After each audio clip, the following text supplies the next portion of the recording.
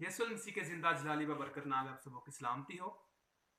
आज मैं कुछ वक़्त के लिए आपके साथ अहद के मुतल्लक चंद बातें शेयर करना चाहता हूँ कि अहद क्या है, ये किसने ईजाद किया और इसका मतलब क्या है।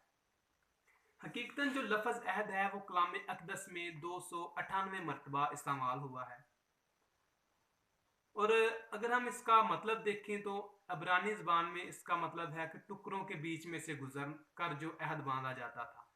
अहद बांधने का मतलब होता है कि किसी के साथ रजामंद होना, एक फैसले को बाहमी फैसले के साथ जो है रजामंदगी करना, और उसको उसके लिए कोई निशान दिया जाता था जो कि गोश्त के टुकड़ों के दरमियान में से गुजरना या ज़ियाफ़त करना या इसके अलावा जो निशानात दिए जाते थे। सबसे पहली बात कि अहद को ईजाद करने वाला कौन है। अहद को ईजाद करने वाला कोई इंसान नहीं है, बल्कि वो खुद खुदा है जिसने अहद का ईजाद किया। और ये बात हमें जो पैदाइश की किताब उसके 6 बाब में सबसे पहला जो हमें अहद का जिक्र मिलता है वो खुदा ने नूह के साथ बांधा। अहद की पहल करने वाला खुदा था और अहद को बांधने वाला खुदा था। और इसके अलावा जो बात है कि अहद का मतलब क्या है। अहद का मतलब, जैसा कि मैं आपको पहले बता चुका हूं कि अहद का मतलब होता है कि किसी के साथ बाहमी फैसले में शरीक होना।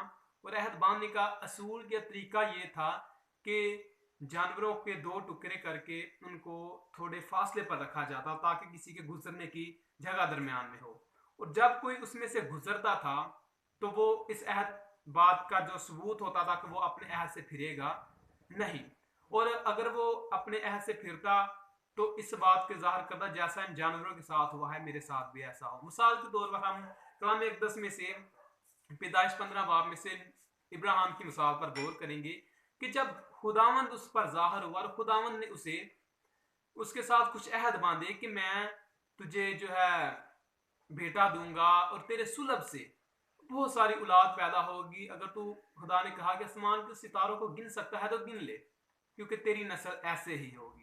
लेकिन वो कहता है क्या खुदा, मैं कैसे जानूं कि ये सब कुछ मेरे साथ होगा। फिर खुदा ने उसे कहा कि तू मेरे लिए कुछ जानवर ले और उनको उनके टुकड़े करके उनको वक्फे पर रख दे। और उसने ऐसा ही किया। फिर लिखा है कि खुदावन उसमें से गुजरा और उनको भस्म कर दिया।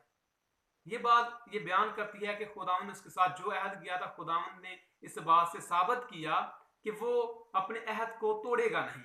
अगर खुदा ने कहा गुजरा, उसने कहा अगर ऐसा मैं करूंगा तो मेरे साथ भी ऐसा ही हो जैसा कि जानवरों के साथ हुआ है। तो ये मिसाल थी।